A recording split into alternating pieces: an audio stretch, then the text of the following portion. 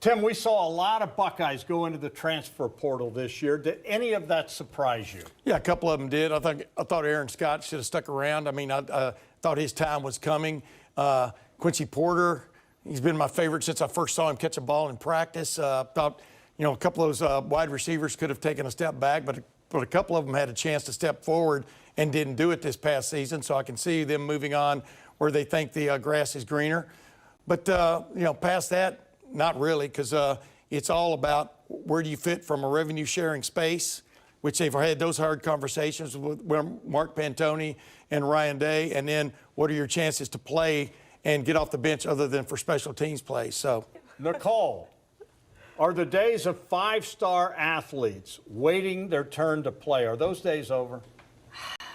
I mean, short answer, yes. I think they are, and it's sad to say that, but the reality is the five stars waiting their turn, riding the bench for a few years to hopefully be QB1 one day, yeah, they're over because money talks. I mean, at this point in the sport, you're going where you get paid the most money. But you do look at guys like a Jack Sawyer. He talked about it last year. Or even, Georgia's Gunnar Stockton. He waited his turn. He got his moment. Following up on that, Adam, the lifeblood of college football were the high school players.